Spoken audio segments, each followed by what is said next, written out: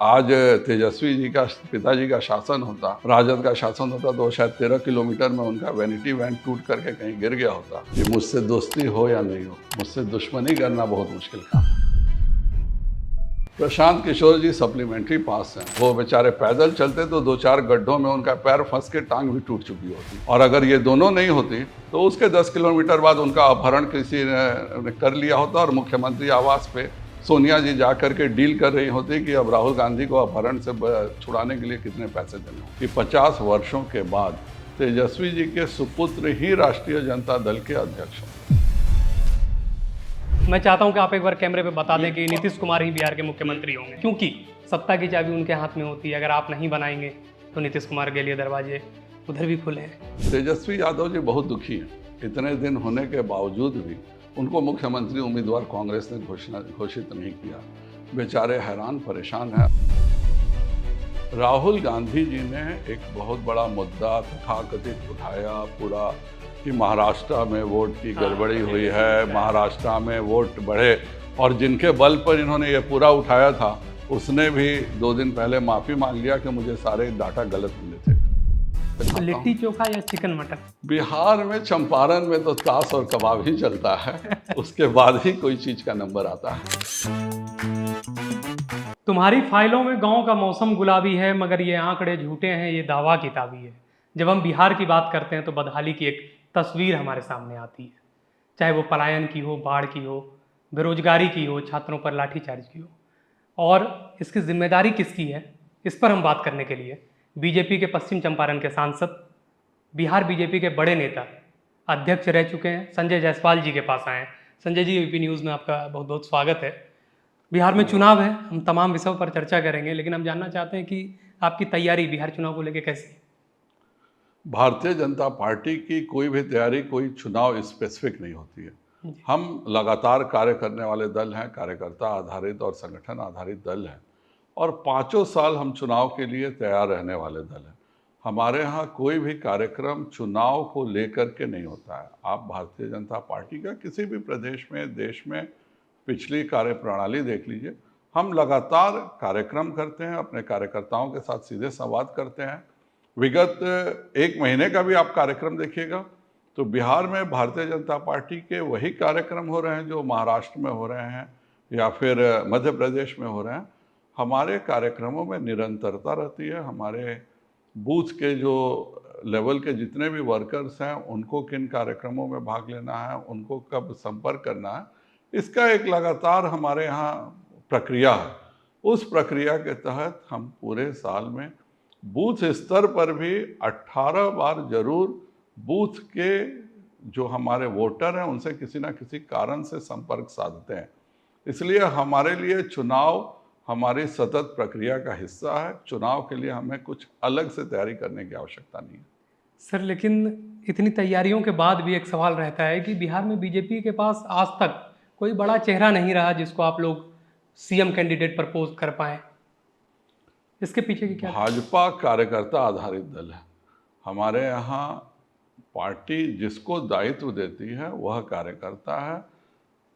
अगर आज हमारे चेहरा दिलीप जी हैं, सम्राट जी हैं, तो वो चेहरे हैं। उसके पहले पार्टी ने जिनको जिम्मेवारी दी थी, तारकिशोर जी को दी थी, वो चेहरे थे। उसके पहले मैं था, मेरे पहले नित्यानंद राय जी थे। हमारी पार्टी में कार्यकर्ता का इम्पोर्टेंस है। हमारी पार्टी में कोई चेहरे पर आधारित, जैसे हम आज ही जानते हैं कि 50 वर्षों के बाद तेजस्वी जी के सुपुत्र ही राष्ट्रीय जनता दल के अध्यक्ष होंगे। हमारे यहाँ इस प्रकार की कोई प्रक्रिया नहीं है। 2013 से पहले किसी ने नहीं सोचा था कि माननीय प्रधानमंत्री श्री नरेंद्र भाई मोदी जी हमारे प्रधानमंत्री के चेहरे होंगे। हमारे ये कार्यकर्ताओं का एक सतत प्रक्रिया है। जब हमें किसको क्या दायित्व देना है इस पर निर्णय हो जाता है, वही हमारा चेहरा होता है और वही सारी चीज़ों को संभालता है। तो सर, चुनाव सामने है, एनडीए में सब ठीक है? बिल्कुल, एनडीए में सब कुछ ठीक है। हम लगातार अपने गठबंधन के सभी साथियों के साथ कार्यक्रम कर रहे हैं। हर विधानसभाओं में हम उनके साथ मिलकर के कार्य कर रहे हैं। एनडीए पूर्णतः एकजुट है, किसी को कोई कन्फ्यूजन नहीं है। तो सर क्या चुनाव नीतीश कुमार के नेतृत्व में आप लोग लड़ रहे हैं, जो बिहार के मौजूदा मुख्यमंत्री हैं? जाहिर बात है, इस पे कोई बहस कहाँ है। सर इस पर विपक्ष तमाम सवाल खड़े कर रहे हैं कि नीतीश कुमार को इस बार आप लोग मुख्यमंत्री नहीं बनाएंगे। मैं चाहता हूं कि आप एक बार कैमरे पे बता दें कि नीतीश कुमार ही बिहार के मुख्यमंत्री होंगे। विपक्ष के हिसाब से हम सब नहीं चलते हैं, हम अपने कार्यों इसलिए के आपसे हिसाब पूछ रहा हूं से सर। चलते हैं। माननीय नीतीश कुमार जी के साथ मिलकर के हम सारा चुनाव लड़ रहे हैं। वो हमारे मुख्यमंत्री के रूप में कार्य कर रहे हैं और लगातार कार्य करते रहेंगे। मतलब अगले मुख्यमंत्री भी नीतीश कुमार होंगे, इसकी हमारे संभावना आप देखिए, जाहिर कर रहे हैं। हम अभी आज के परिस्थितियों में बिल्कुल सही बात है। सर इस पर एक और सवाल आता है कि क्योंकि आप बड़ी पार्टी हैं एनडीए गठबंधन में, हाल में 80 विधायक आपके साथ हैं, इसके बावजूद सर क्या ये मजबूरी है कि आप नीतीश कुमार को मुख्यमंत्री बनाते हैं, क्योंकि सत्ता की चाबी उनके हाथ में होती है? अगर आप नहीं बनाएंगे तो नीतीश कुमार के लिए दरवाजे उधर भी खुले हैं। अगर आप 1996 के समय याद कीजिए तो हम जब 66 पे थे तो जनता उस समय समता पार्टी थी और एक बार उनके सिर्फ 3 विधायक जीते थे। उसके बाद भी हम जब 67 पे थे तो उनके 30 के करीब विधायक जीते थे। उसके बावजूद भी अटल जी ने यह निर्णय लिया कि हम माननीय नीतीश जी के अधीन और उनके नेतृत्व में चुनाव लड़ेंगे और वर्षों तक हमने ईमानदारी से उसका पालन किया है। यह भाजपा का कल्चर है और उस कल्चर को हम हमेशा पालन करते हैं। तो इस बार भी बीजेपी छोटे भाई के रोल में बिहार में है, बड़ा भाई जेडीयू है, नीतीश कुमार है। हम सब जुड़वे भाई हैं, एक ही साथ के सब हैं। बड़ा छोटा का कोई बहस नहीं है, न कोई सीटों के चुनाव जीतने से कोई बड़ा बनता है, न सीटों के कम से जीतने से छोटा बनता है। जो माननीय नीतीश जी हैं उतना ही हक भाजपा का है, उतना ही हक उपेंद्र कुशवाहा जी का है, उतना ही हक जीतन राम मांझी जी का है, उतना ही हक चिराग पासवान जी का है। सब हम एक साथ मिलकर के एक साथ अपने लीडर्स के साथ मिलकर कार्य करते हैं। सर एक बहुत सिंपल सवाल है मेरा, क्योंकि राजनीति में आपका अनुभव काफ़ी ज़्यादा है। सर राजनीति किसे कहते हैं? इस सवाल को मैं इस संदर्भ में पूछ रहा हूँ कि 2023 में अमित शाह गृह मंत्री जी का नवादा का दौरा था और उन्होंने वहाँ पर ये कहा कि नीतीश कुमार के लिए हमारे सारे दरवाजे बंद हैं, क्योंकि हम अभी उन्हीं पर बात कर रहे हैं कि सत्ता की चाबी उनके हाथों में होती है। उसके बाद फिर आप लोग नीतीश कुमार के साथ सरकार बनाते हैं, तो ये खेल और ये चीज़ें सर राजनीति में कैसे होती है, इसे समझना चाहता हूँ, क्योंकि आपने भी सर लगातार इस बात का अपने कार्यकाल में भी विरोध किया। कभी भी गठबंधन हम लोगों ने नहीं तोड़ा। आप 2013 की भी स्थितियाँ देखिए, 2017 की भी स्थितियाँ देखिए। अगर एक बात तो निश्चित है कि जो जदयू और भाजपा के कार्यकर्ता हैं 1996 से बिल्कुल एक साथ रह करके एक साथ स्ट्रगल किए। जिन दिनों में हम अलग भी रहे, कार्यकर्ता कभी अलग नहीं हुए, नेता अलग हुए। कोई जदयू का ऐसा कार्यकर्ता नहीं था जो राजद के साथ कंफर्ट जोन में हो, और यही कारण था कि माननीय नीतीश जी ने निर्णय लिया और वो हमारे साथ पुनः आए हैं। और जो बातें हैं वो उन्होंने खुद कम से कम 25 बार मंच से कही है। फिर वो मुझे नहीं लगता कि मुझे उस पर कोई टिप्पणी करने की आवश्यकता है। लेकिन सर जनता बातों पर भरोसा कैसे करे, क्योंकि यही नीतीश कुमार जो आज बिहार के मुख्यमंत्री हैं आपके साथ हैं, इनका बयान आपको बखूबी याद होगा कि हम मिट जाएंगे, मर जाएंगे, लेकिन हम कभी इनके साथ नहीं आएंगे। लेकिन उसके बाद भी चीज़ें बन जाती है सर। जब जिनके साथ वो गए थे उनके घोटालों की लिस्ट देख करके, जब आप खुद बिहार में अभी 1.5 साल में देखिए, आज ग्रामीण विकास के मंत्री अशोक चौधरी जी हैं। विगत 4 महीनों में कोई ऐसा विधानसभा नहीं है जहां 100 से कम सड़कें ली गई हों। केवल इस वर्ष की मैं बात कर रहा हूं। और 1.5 साल का तेजस्वी यादव के ग्रामीण विकास मंत्री का कार्यकाल देखिए, कोई ऐसा विधानसभा नहीं है जहां उन्होंने 10 सड़कें भी ली हों। वह न जदयू के किसी विधायक के इलाके में उन्होंने सड़क बनवाई, न किसी दूसरे विधायक के यहाँ बनाया। मैक्सिमम अगर उन्होंने किया तो राजद का कोई विधायक था तो उसके यहाँ 7-8 सड़कें दी, इससे ज़्यादा उन्होंने कुछ नहीं किया। जितनी सड़कें उन्होंने राजद के विधायक को दी थी उससे 20 गुना ज़्यादा सड़कें आज अशोक चौधरी जी ने इसी वर्ष दिया है। तो ये उनकी कार्यप्रणाली है काम नहीं करने की, और हम सबों की कार्यप्रणाली है कार्य करने की। सर जब मैंने आपसे भी पूछा था कि एनडीए में सब कुछ ठीक है, तो उसके पीछे की एक वजह चिराग पासवान भी थे, क्योंकि मैंने हाल में ही कई नेताओं का इंटरव्यू किया जो आपके विपक्ष में हैं, तो उनका ये कहना था कि चिराग पासवान को बीजेपी अपॉर्चुनिटी की तरह यूज करती है, कभी उनका बंगला खाली करा देती है, कभी रामविलास जी की प्रतिमा को बाहर कर देती है, और फिर जब आपके काम के होते हैं तो आप उन्हें अपना हनुमान बना लेते हैं। और ये सवाल इसलिए भी क्योंकि चिराग पासवान लगातार बिहार सरकार पर उनके प्रशासनिक व्यवस्थाओं पर सवाल उठाते रहते हैं। देखिए, जहाँ पे जो गड़बड़ी होगी उसको तो ठीक करेंगे ना। जिस बंगले की आप बात कर रहे हैं वह बंगला माननीय रामविलास पासवान जी का था, वो चिराग पासवान जी का नहीं था। चिराग पासवान जी का बंगला किसी ने नहीं छुआ था।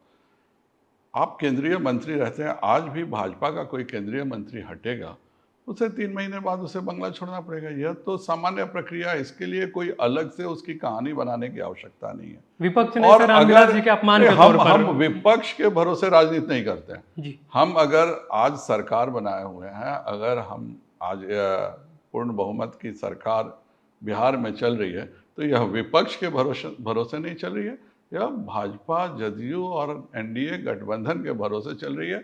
हम एनडीए गठबंधन में क्या हो रहा है इसके लिए जिम्मेवार हैं, विपक्ष क्या बोल रहा है इसके लिए हम जिम्मेवार बिल्कुल नहीं हैं। सर आप जब 2020 का चुनाव था बिहार में, आप प्रदेश अध्यक्ष थे और एनडीए को एक जोरदार जीत मिली, प्रचंड जीत मिली। इसके पीछे सर एक कहानी है, मैं आपसे जानना चाहता हूं, क्योंकि आप उस वक्त प्रदेश अध्यक्ष थे और सर चिराग पासवान ने करीब 131 सीटों पर बिहार में अकेले चुनाव लड़ा था, और जेडीयू के खिलाफ तमाम सीटों पर उन्होंने उम्मीदवार उतारे थे, बीजेपी के खिलाफ उन्होंने उम्मीदवार नहीं उतारे थे। शायद एक भागलपुर की सीट रही होगी जहाँ पर चिराग पासवान ने उम्मीदवार उतारे। तो सर क्योंकि चिराग पासवान तो लगातार मोदी के हनुमान हैं, ये बताते रहते हैं, इसके बावजूद सर ये घटनाक्रम बिहार में हुआ। मैं आपसे इसलिए पूछ रहा हूँ क्योंकि तब आप प्रदेश अध्यक्ष थे, आप डिसीजन मेकिंग की भूमिका में रहे होंगे इन विषयों पर, तो एक बार आप अगर जनता को बता पाएँ कि वो पूरा प्रकरण क्या था, क्यों चिराग पासवान आपसे अलग हुए थे और क्यों जेडीयू के खिलाफ उन्होंने कैंडिडेट सीटों उतारा? का गठबंधन पर जो भी दिक्कत रही हो, गठबंधन में हर किसी को एक सीमा के अंतर्गत मानना पड़ता है। कोई अगर गठबंधन में सीटों की सहमति नहीं बन सकी, और हर नेता जब चुनाव में जाता है तो अपनी स्ट्रेटजी से जाता है, वो बिल्कुल। आपकी और मेरी स्ट्रेटजी से नहीं ठीक जाता। बात है। कोई भी दल अगर चुनाव में जाता है तो वो अपनी स्ट्रेटजी से बनता है, लेकिन ये एक नैरेटिव बनाया जाता है कि जदयू को इस तरह से डैमेज हुआ। आप चिराग पासवान जी को जितना वोट परसेंट मिला था, लगभग उतना ही वोट परसेंट उपेंद्र कुशवाहा जी को भी मिला था। उपेंद्र कुशवाहा जी ने सभी जगह खड़े किए थे। तो ये कहना कि एक पार्टी स्पेसिफिक डैमेज हुई थी, ऐसा नहीं है। हर पार्टी की अपनी इच्छा होती है, अपना गठबंधन में लड़ने का तरीका होता है, वह जितनी सीटों पर चाहे वह लड़ सकता है, इस पर कोई रोक नहीं है। लेकिन उसको एक अलग से कहानी बनाने का मुझे नहीं लगता है कि उससे कोई रिजल्ट पे अंतर पड़ता है। हम भी हर जगह पे लड़े, तेजस्वी यादव जी के खिलाफ भी भाजपा लड़ रही थी, चिराग जी ने भी वहाँ पे कैंडिडेट दिया था। तो यह तो नेता की अपनी इच्छा होती है कि वो कहाँ कहाँ चुनाव लड़ाएगा, वो हमारे और या आपके हिसाब से तो नहीं लड़ाएगा। हर नेता की अपनी स्ट्रेटजी होती है कि मैं किस तरह से करूं कि मैं ज़्यादा से ज़्यादा सीटें जीत सकूं। लेकिन एनडीए गठबंधन की जो स्ट्रेटजी है वह है कि हम सब कैसे ज़्यादा से ज़्यादा सीटें जीते, और हमने उस हिसाब से कार्य किया। और इस बार आप लोग मजबूती से साथ हैं। बिल्कुल, राजनीति में समझौते होते हैं, राजनीति में गठबंधन होता है, और जो गठबंधन है आज सभी के सामने है, और उसी जो गठबंधन से हम लोकसभा चुनाव लड़े हैं, जीते हैं, वही गठबंधन से हम विधानसभा में जा रहे हैं। फिर इसकी चर्चा क्यों हो रही है, ये मेरे समझ से परे है। बिल्कुल सर, 2020 के चुनाव में बीजेपी 115 सीटों पर चुनाव लड़ी, जेडीयू 110 सीटों पर चुनाव लड़ी। इस बार जब आप लोग चुनावी मैदान में जा रहे हैं तो क्या गठबंधन का कोई फार्मूला या कुछ आप जो बता सकें कि बीजेपी कम से कम कितने सीटों पर लड़ेगी? यह हमारे स्तर से तय नहीं होती है, यह बिहार के स्तर से भी नहीं तय होता। यह जो भी राष्ट्रीय अध्यक्ष हैं, भाजपा के हैं, जदयू के हैं, लोजपा के हैं, रालोसपा के हैं, हम के हैं, वो सारे राष्ट्रीय अध्यक्ष बैठ करके सीटों का गठबंधन तय करते हैं, सीटों की संख्या तय करते हैं, जगह तय करते हैं। हम सब अपने अपने अध्यक्ष जी को निवेदन करते हैं कि हमें इतनी सीटें होनी चाहिए। जब सभी अध्यक्ष मिल करके बैठते हैं, वो अपना फैसला करते हैं। बिल्कुल। सर, बिहार की कोई समस्या जो आप हम लोगों को बता सकें, मतलब क्या मेजर इश्यूज बिहार में हैं आज के वक्त में? क्योंकि आज आप के तो जनता के बीच जाते रहते हैं, आपको चीज़ें पता है। कि बिहार में सबसे ज़्यादा जो अभी इश्यूज है वो है इंडस्ट्रियलाइज औद्योगिकरण का। बिल्कुल। हमें बिहार को अगर आगे बढ़ाना है तो औद्योगिकरण करना पड़ेगा। 2020 में पहली बार भारतीय जनता पार्टी को उद्योग विभाग मिला था शहनवाज और हुसैन मंत्री शाहनवाज थे। जी मंत्री बने थे। हम लोगों ने डिसाइड किया कि सबसे, जिसको बोलते हैं लो हैंगिंग फ्रूट, जल्दी से क्या नतीजे दे सकते हैं, और हम लोगों ने एक पॉलिसी डिसाइड किया कि हम एथेनॉल के प्लांट्स लगाएंगे।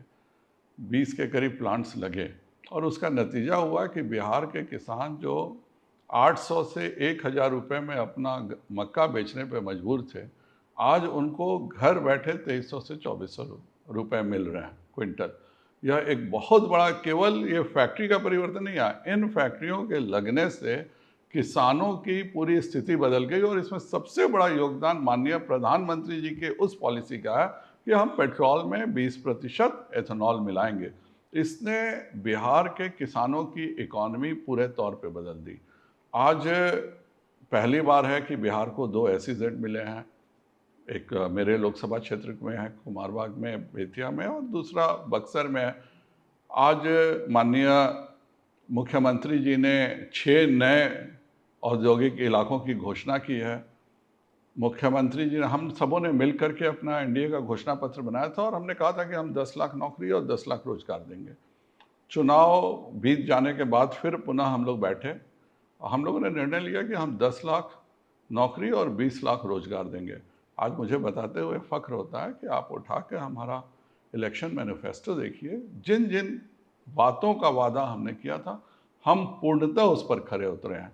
और यही कारण है कि माननीय नरेंद्र मोदी जी पर जनता का इतना ज़्यादा विश्वास रहता है। और इस बार जो योजना बनी है कि हम कुल मिलाकर के 1 करोड़ लोगों के रोजगार के प्रबंध की व्यवस्था बिहार में करेंगे। मुझको लगता है कि यह एक बहुत बड़ा क्रांतिकारी परिवर्तन है। लेकिन यह परिवर्तन इसलिए हो सका क्योंकि विगत 20 वर्षों में जो बिहार का बेसिक इंफ्रास्ट्रक्चर था, जो वह ठीक करने का कार्य माननीय नीतीश कुमार जी के नेतृत्व में हुआ है। अगर आपके हर गांव में बिजली नहीं हो, हर इलाके में सड़क नहीं हो, हर जगह पर मूलभूत सुविधाएं नहीं हो, तो आप किसी इलाके का उद्योग धंधे लगाने को सोच नहीं सकते हैं। हमारे यहाँ तो बिजली मोबाइल चार्ज करने के लिए भी 2005 से पहले नहीं होती थी। मोबाइल चार्ज करने के लिए एक दुकान होता था जहाँ पे पूरे गांव के लोग अपना मोबाइल रखते थे और वो चार्जर लगा करके उस दुकान में जो पान बेचता है, सिगरेट बेचता है, वो एक इन्वर्टर रखता था और उसके सहारे वो मोबाइल चार्जिंग का बिजनेस होता था।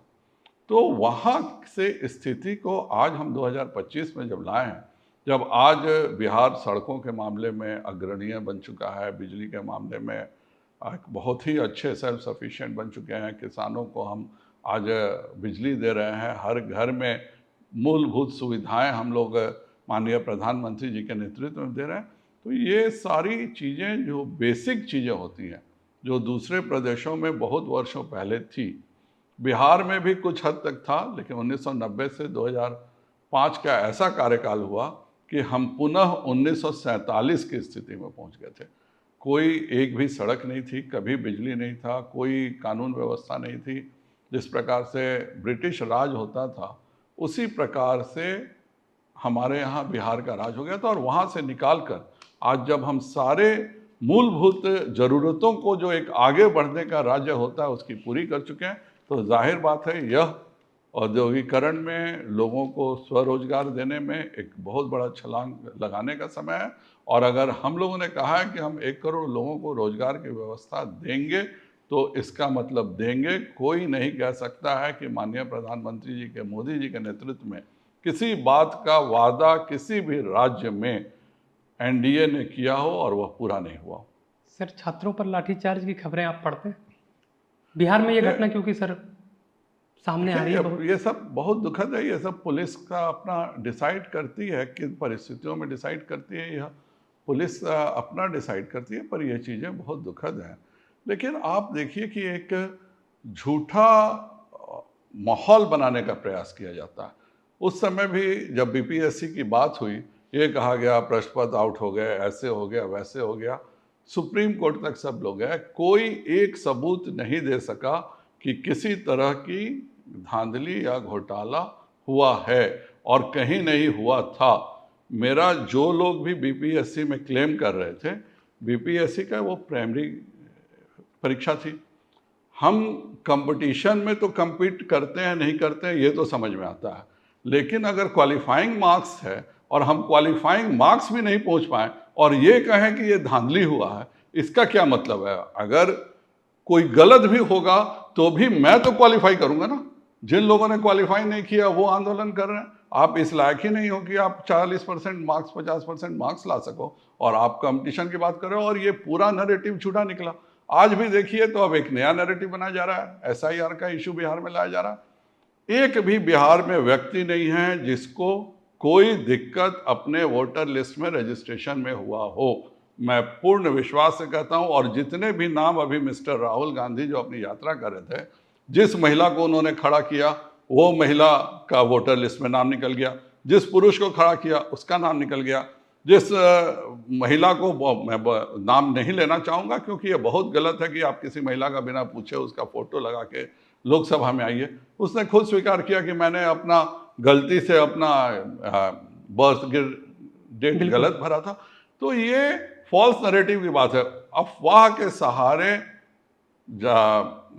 जनता को बरगलाने का प्रयास विपक्षी दल करते हैं, पर हर बार वो असफल हुए हैं। भविष्य के चुनाव में भी वो असफल होंगे। सर, आपने नैरेटिव की बात की, हालांकि हम छात्रों के आंदोलन पर बात कर रहे थे, आपने एसआईआर भी लाया, हम उस पर बात करेंगे, हमारे पास वक्त है। अभी सर बिहार में एस्टेट के कैंडिडेट भी प्रोटेस्ट कर रहे हैं कि भाई जो एस्टेट की वैकेंसी नहीं आई है और आप टीआरए वो बीपीएससी शिक्षक की वैकेंसी ला रहे हैं, तो ये मुद्दे ठीक है। लेकिन जैसे आपने बीपीएससी में कहा सर कि जो लोग क्वालिफाई नहीं कर पा रहे हैं वो लोग प्रदर्शन कर रहे हैं, क्या वो लोग छात्र नहीं हैं सर? नहीं, वो भी छात्र हैं, लेकिन सच्चाई जरूर जाननी चाहिए। आप मैं अगर कोई कंपटीशन देता हूं सर, मुद्दे और अपनी जगह हैं, लेकिन नहीं क्या मुद्दे छात्रों पर लाठी नहीं चार्ज नहीं करना बिल्कुल सर आपको बिल्कुल उचित नहीं है। तो कोई भी सरकार इसका सर सपोर्ट नहीं करता। क्या आप सरकार में आएंगे तो नहीं इस पर नहीं सर कुछ बात करेंगे? बिल्कुल ये सब चीजें नहीं होनी चाहिए, लेकिन क्या उस समय की क्या परिस्थितियां हुई, किस ढंग से क्या बातें हुई, इस पर मैं कोई टिप्पणी नहीं करना चाहता हूं। पुलिस उस समय क्या डिसाइड करती है, यह सरकार का डिसीजन नहीं होता। यह उस समय की परिस्थितियों में जो मजिस्ट्रेट वहां बहाल होता है उसका डिसीजन होता है, और हर चीज में सरकार को ही कटघरे में खड़ा करना कहीं से भी उचित नहीं है। ये सब चीज़ें बिल्कुल नहीं होनी चाहिए, ये सब चीज़ें बहुत ही दुखद हैं। लेकिन अगर सरकार ओपन है, आपसे बात करने को तैयार है, आज वही एक मिस्टर खान सर थे और मिस्टर रहमान सर थे जो कहते थे मेरे पास सबूत है और मैं बिल्कुल सबूत जाके दूंगा। कहाँ गया वो सबूत? क्यों नहीं उन्होंने सबूत दिखाया? और इस तरह से युवाओं को, अगर आपके पास फॉलोइंग है तो आप युवाओं को बरगलाइएगा।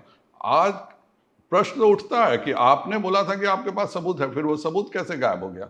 जब कोर्ट में बात गई तो वो सर, इसका मतलब है कि आप जानबूझ के युवाओं को भड़का रहे थे। और ये एक नई परंपरा चली हुई है कि किसी न किसी बहाने भड़काना। आप जमीन पर सच के साथ दीजिए और सच ही होना चाहिए। सर, आपने खान सर को चर्चा में लाया तो थोड़ी सी बात मनीष कश्यप पे कर लेते हैं। मनीष कश्यप सर आपके काफ़ी करीबी थे और आज जनसुराज में है, इस पे सर आप क्या कहेंगे? हर कोई फ्री है, जो जहाँ से चुनाव लड़ना चाहे लड़ सकता है, किसी को कोई रोक नहीं है। जिस व्यक्ति को जहाँ चुनाव चाहिए वो लड़ सकता है। मनीष कश्यप सर क्यों जनसुराज में चले गए? बीजेपी में थे, आपने ज्वाइन करवाया था। नहीं, मैंने नहीं ज्वाइन कराया था। अच्छा, मैंने नहीं ज्वाइन, मेरे विरुद्ध तो वो चुनाव लड़ रहे थे, मैंने कभी नहीं ज्वाइन कराया।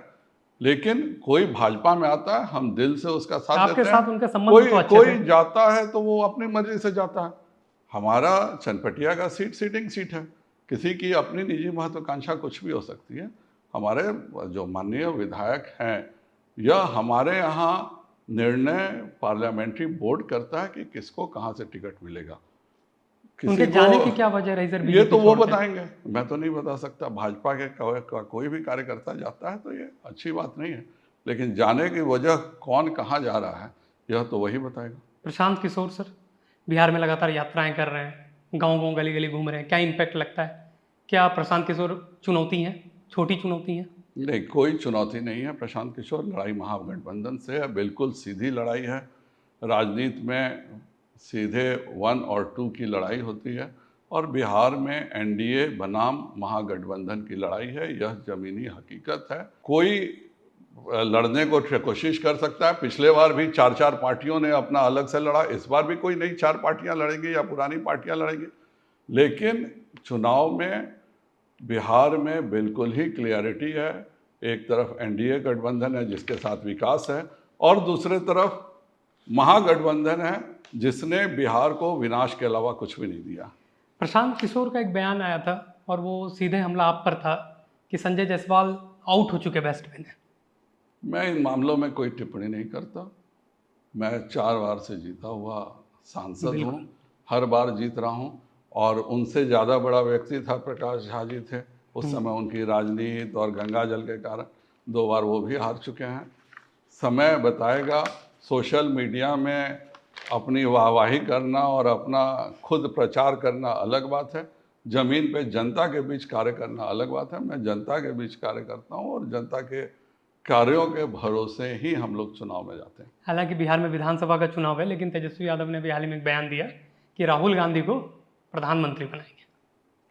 तो तेजस्वी यादव जी बहुत दुखी हैं। इतने दिन होने के बावजूद भी उनको मुख्यमंत्री उम्मीदवार कांग्रेस ने घोषित नहीं किया। बेचारे हैरान परेशान हैं। अल्लाह गुरु से जब पूछा गया, जो बिहार के प्रभारी हैं, कभी उन्होंने तेजस्वी का नाम नहीं लिया। कांग्रेस से बार बार वो अनुनय विनय गिड़गिड़ा चुके हैं कि कृपया कर मेरा नाम मुख्यमंत्री के लीजिए, तो भी कांग्रेस में कोई आदमी उनका नाम लेने को मुख्यमंत्री उम्मीदवार के रूप में तैयार नहीं है। तो वो बेचारे सोचे कि अगर मैं प्रधानमंत्री जी का, मुंगेरी लाल का हसीन सपना राहुल गांधी को दिखाऊंगा तो वो मेरे भी सपने को दिखाने में मदद कर सकते हैं। ये एक है कि आप मेरी बड़ाई करो, मैं आपकी बड़ाई करूं। कितना भी बेचारे तेजस्वी जी प्रयास करते रहे पिछले 6 महीनों से, कांग्रेस ने कभी उनको मुख्यमंत्री का उम्मीदवार नहीं माना।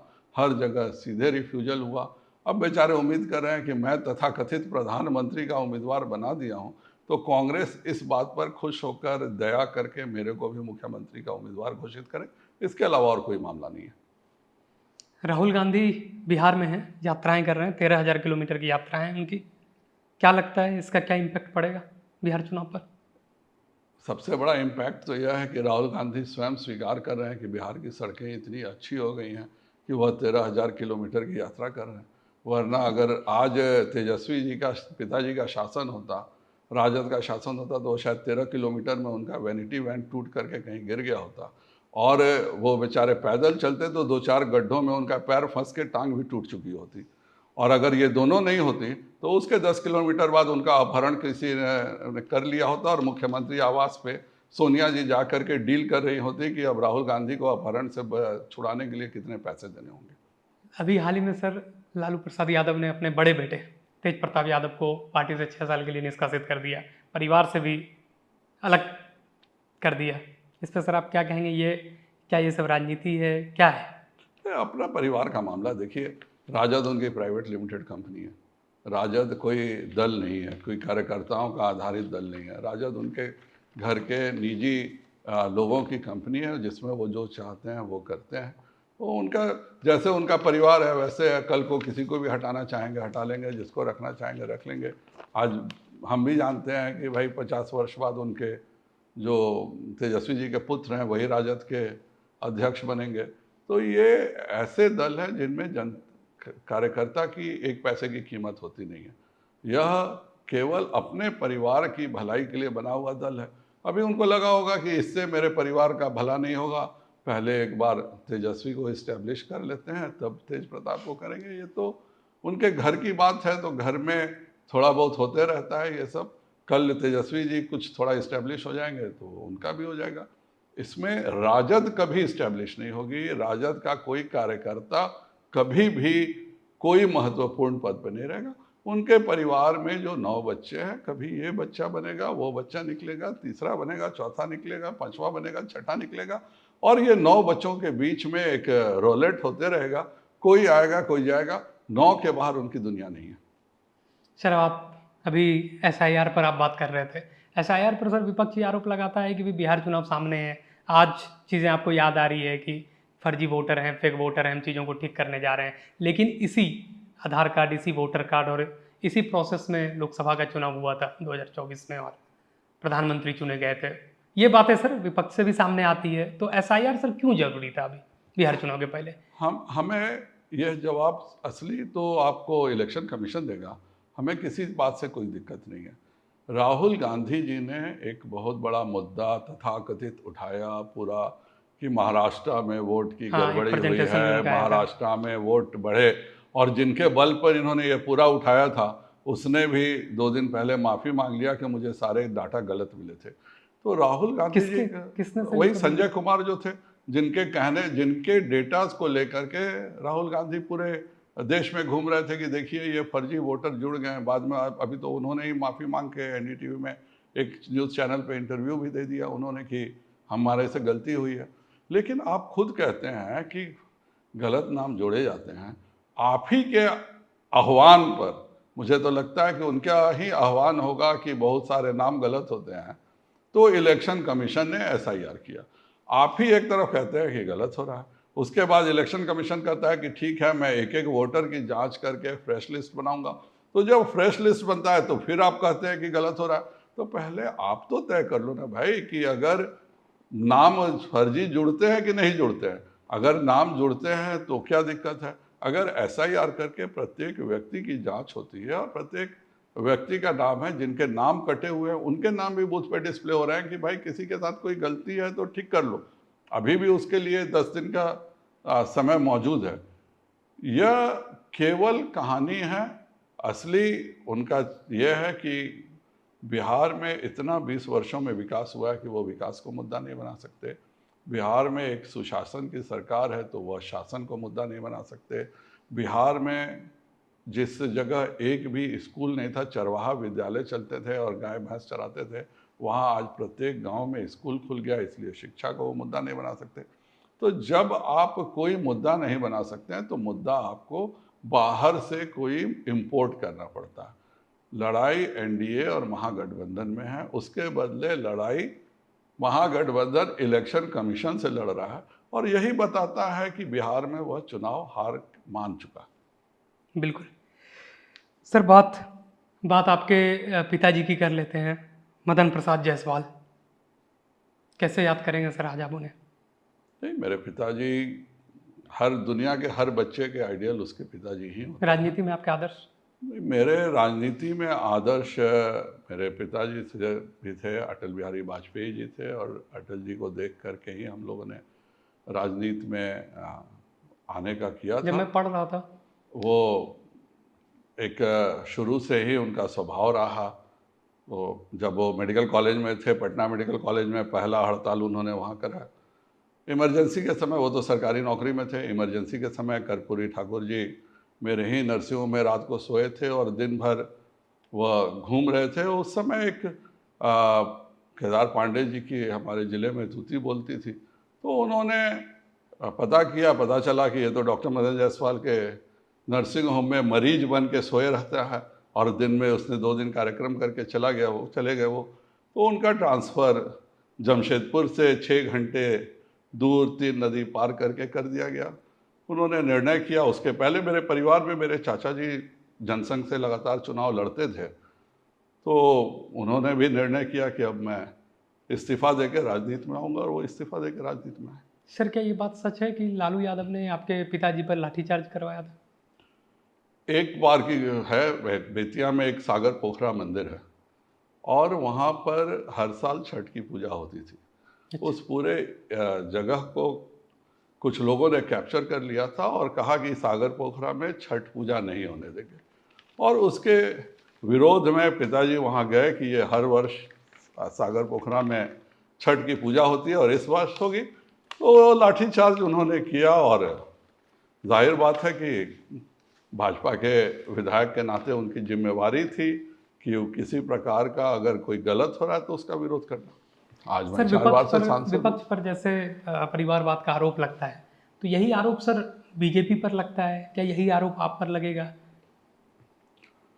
मतलब और भी नेता हैं, सम्राट चौधरी। दोनों में अंतर है। मैं मंडल का उपाध्यक्ष रहा हूँ, मैं जिला का उपाध्यक्ष रहा हूँ, जिला का मंत्री रहा हूँ, प्रदेश का मंत्री रहा हूँ, भाजपा का जिला का अध्यक्ष रहा हूँ और उसके पश्चात मैं सांसद बना हूँ। तो कोई भी व्यक्ति अगर नीचे से कार्य कर रहा है और आगे बढ़ रहा है तो कोई रोक नहीं है।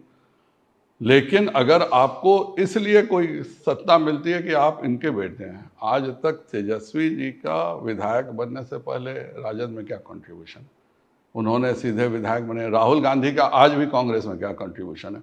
सर, जब मैंने बीजेपी के कई कार्यकर्ताओं से ये बात की कि भाई हम संजय जायसवाल साहब का इंटरव्यू करने जा रहे हैं, तो उन्होंने कहा कि वो अध्यक्ष रहे हैं, प्रोसेस को जानते हैं, उनसे पूछिएगा कि टिकट कैसे मिलता है, क्योंकि अभी चुनाव है और लोग टिकट की दावेदारी पेश कर रहे हैं। तो तमाम दावेदारों को सर एक हिंस आप दे दीजिए कि भाई बीजेपी से अगर टिकट चाहिए तो क्या करना होगा। जो ज़मीन पर कार्य करेंगे, जिनको जनता में पॉपुलैरिटी होगी, जो वहाँ पर अच्छे से अपनी भूमिका का निर्वहन करेंगे, टिकट उनको मिलता है। मैं हमेशा एक बात ज़रूर कहता हूँ, 100 में एक व्यक्ति होते हैं जिनको, जिसे कहते हैं ना, लिफ्ट से मिल जाता है शिखर पर जाने का मौका मिलता है, मैं इस पर ऐतराज़ नहीं करता। लेकिन बीजेपी में सर किसी को मिला? 99 लोग जो होते हैं वह सीढ़ियाँ चढ़ के ही शिखर पर पहुँचते हैं। तो कार्यकर्ता का फ़र्ज़ होता है कि वो 99 का रास्ता अख्तियार करे बनिस्बत कि उस एक व्यक्ति की तरह सोचने का। लेकिन जो कार्यकर्ता उस एक व्यक्ति का उदाहरण देते हैं वो हमेशा वहीं पर फंसे रह जाते हैं और जो सीढ़ी चढ़ता है वो आगे बढ़ जाता है। खाना पीना कहाँ का पसंद है, दिल्ली का, बिहार का? खाना तो मुझे बेतिया का ही पसंद है। क्या? मैं अपने चंपारण का, मैं सब कुछ खाता हूँ, पर सब्जी में आलू की सब्ज़ी मुझे सबसे ज़्यादा पसंद है। और बेतिया में रहता हूँ तो जाहिर बात है कि नॉनवेज मैं बहुत शौक से खाता हूँ। लिट्टी चोखा या चिकन मटन? बिहार में चंपारण में तो ताश और कबाब ही चलता है उसके बाद ही कोई चीज़ का नंबर आता है। विपक्ष का कोई ऐसा नेता जो जिसके भाषण को या जिसके काम को, वर्किंग स्टाइल को आप पसंद करते हो? वर्तमान परिप्रेक्ष्य में बोल रहे हैं? जी। मैं नया सांसद बना था तो मुझे सबसे ज़्यादा किसी व्यक्ति ने इम्प्रेस किया तो वो प्रणब मुखर्जी जी थे। विपक्ष में हम जानते थे कि वो बहुत चीज़ें गलत बोल रहे हैं, चूँकि इतने घोटाले उस समय हो रहे थे यूपीए सरकार के, लेकिन वो अपनी बात जब लोकसभा में प्रेजेंट करते थे तो आपको उनकी बातों का कोई जवाब नहीं रहता था। ये जानते हुए कि यूपीए सरकार में इतनी गड़बड़ियां हैं, लेकिन प्रणब मुखर्जी जी को कभी भी मैंने नाराज़ होते नहीं देखा। हमेशा धैर्य से सबकी बातें करते थे।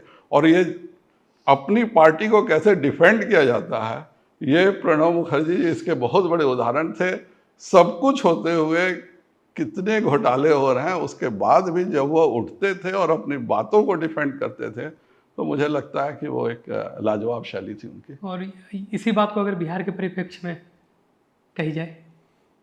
बिहार में कोई ऐसा विरोधी दल का नेता नहीं है जो मैं उसको आज के समय में मानूं कोई ऐसा आइडियल हो। अगर इतिहास की बात करेंगे तो मुझे लगता है कि श्री कृष्ण सिंह जी बिहार के लिए जो उन्होंने किया, जिस तरह का विजन उन्होंने उस परिस्थिति में दिया, 1950 में ये सोचना कि बरौनी में हम फर्टिलाइज़र प्लांट खोलेंगे, हम बरौनी में तापघर खोलेंगे, हम बोकारो में बनाएंगे, हम सिंदरी में कारखाना लाएंगे। ज़्यादातर वो चीज़ें आई दक्षिण बिहार में ही, पर जो श्री कृष्ण सिंह जी का जो विज़न था, मुझे लगता है कि बिहार को उसी विज़न की ज़रूरत है। आपका व्यक्तित्व का भी सौम्य है, इसके बावजूद मैं ये सवाल पूछ रहा हूँ कि राजनीति में कोई आपका दुश्मन जो राजनीति के कारण बना हो? मैं हमेशा एक बात अपने क्षेत्र में कहता हूँ कि मुझसे दोस्ती हो या नहीं हो, मुझसे दुश्मनी करना बहुत मुश्किल काम है। मेरे विरोधी भी जो होते हैं, मैं उनके घर पे ज़रूर जाता हूँ, ज़रूर मिलता हूँ, उनसे बातें भी ज़रूर करता हूँ। चुनाव के समय भी मैं जानते हुए कि ये मेरा विरोध कर रहे हैं, मैं आखिरी दिन तक मिलाने का भी प्रयास उनको करता हूँ। और नहीं मानते हैं तो भी उनके बारे में कभी कोई गलत बात चुनाव के बाद भी नहीं करता हूँ। सोशल मीडिया चलाते हैं?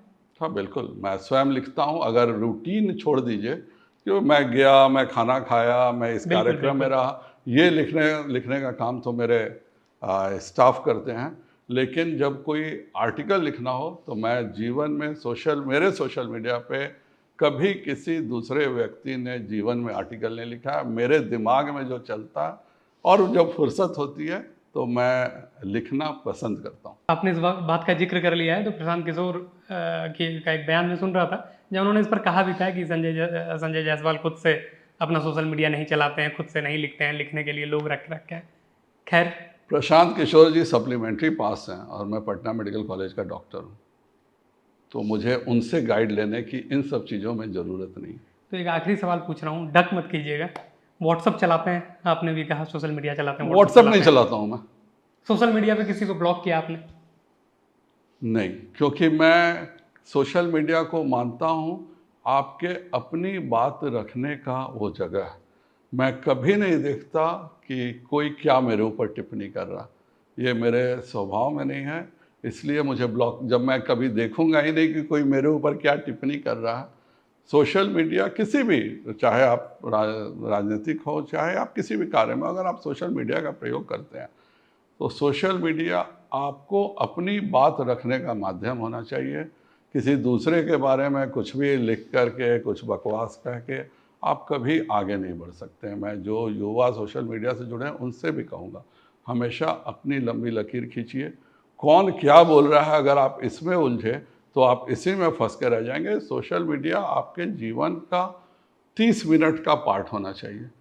23 घंटे 30 मिनट बाकी दिनचर्या का पार्ट होना चाहिए, और 30 मिनट में आप अपनी बातें लिखने के अलावा कुछ नहीं कर सकते हैं।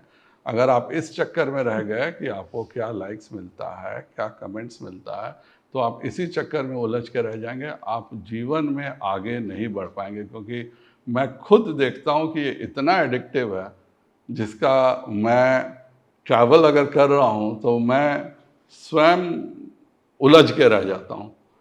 और मुझे लगता है कि मेरे जैसा व्यक्ति अगर सोशल मीडिया में उलझ जाता है तो आम युवाओं का क्या होता है। मैं युवा तो हरगिज़ नहीं हूँ, मैं जिस उम्र में हूँ इस उम्र में सोशल मीडिया में मुझे नहीं उलझना चाहिए, पर मुझे बचपन से जैसे फिल्में देखने का बहुत शौक़ रहा, तो रील्स शुरू हो जाता है एक बार मूवीज़ का, तो मैं देखता हूँ कि मैं खुद उसके बाद एडिक्ट होकर के देखने लगता हूँ।